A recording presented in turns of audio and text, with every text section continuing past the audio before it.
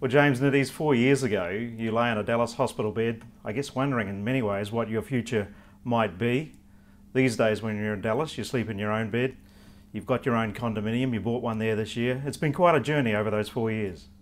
Yeah, very ironic actually. I ended up in hospital in Dallas when I was first term pro, and now I actually own a place there. So you wouldn't think that I would want those bad memories flooding back in, but it's actually a really nice place. It's and perfect for me on tour. You know, I get to travel a direct flight pretty much anywhere from my house, so it makes it a lot easier, and it's a great fun town. So it has been a long way since that dreaded day when I was in hospital in Dallas.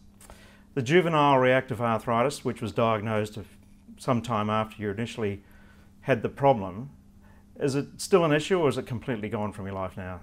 No, I mean, I'll have it as long as I live. It's one of those things where it strikes down younger people, and then it's a disease that stays in your system. So for me, I don't have it as bad as a lot of other people, but depending on my immune system and how I keep my body and fit and healthy and all that sort of stuff, it comes back at probably about once a month, but it's manageable. I just increase my medication and try to not have too many late nights out and partying.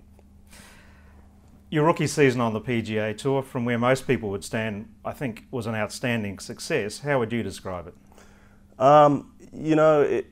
It was a great year. Being a rookie on PGA Tour, it's very daunting. I didn't know what to expect. Obviously, I'd never been there, hence the rookie. So for me, it was to keep my card and finish top 100 on the money list was definitely a goal achieved. But personally, I put myself in a lot of positions to win on tour, and never really followed through. And I didn't play my greatest golf, and still managed to compete on the PGA Tour against the best players in the world. So for me, it was, as I said, definitely a goal ticked. But I've got a long way to go before I'm PGA Tour winning worthy. You started off a bit shakily, I suppose. You missed the first cut. The second tournament, you missed the cut, but it was an interesting tournament because you shot 62 in the final round of the Bob Hope. It's a 90-hole tournament, so the fourth round, despite the fact that you missed the cut, you had a 62 in the final round there, and then headed to the FBR, where you finished fourth. In contention for your first time on the PGA Tour, what were your feelings going into the final round there at the FBR?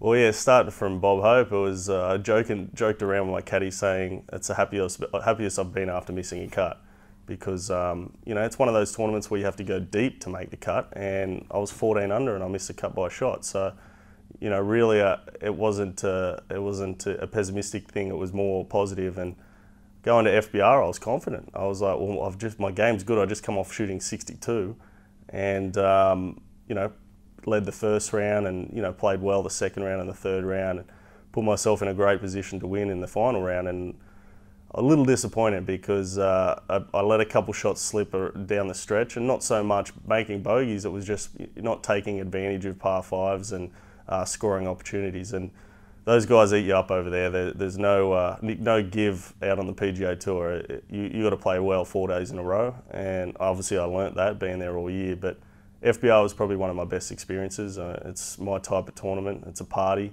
and if you knew me, it really suits me. It's a circus. It's everything that you would expect in sports. You've got a stadium hole with 30,000 people on it. You've got, on Saturday we had 160,000 through the gates, and if you think the Masters was big in Australia and we had 25,000 people on the course, imagine 160,000, and Tiger wasn't even there. So it's a lot of people go to the event that haven't watched golf. It's more, as I said, more of a party, and then obviously a golf tournament breaks out, and I loved it. It was really a great time in my life, and especially that to have success at a tournament that's such early in my PGA Tour career was a real big thrill for me.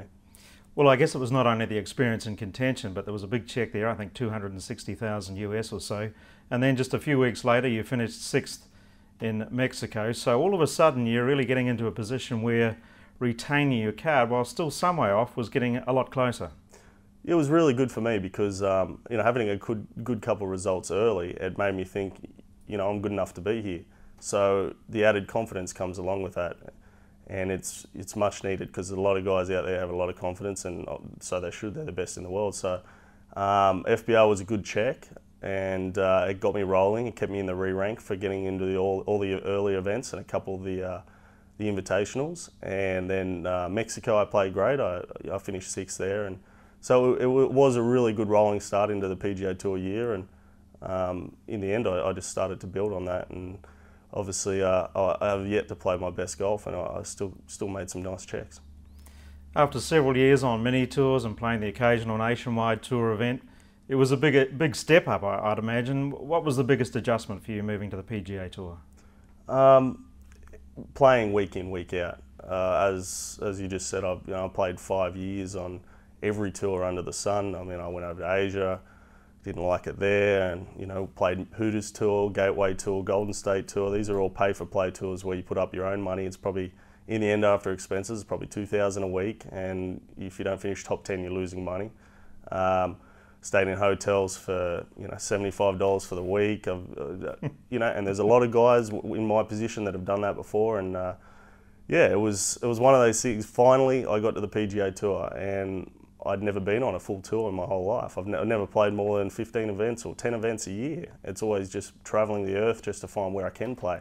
So playing the PGA Tour was the biggest adjustment I had to make was saying no to $4 million tournaments. You have to have a schedule, and you have to have weeks off. And if you burn yourself out, you're just not going to be good, mentally and physically.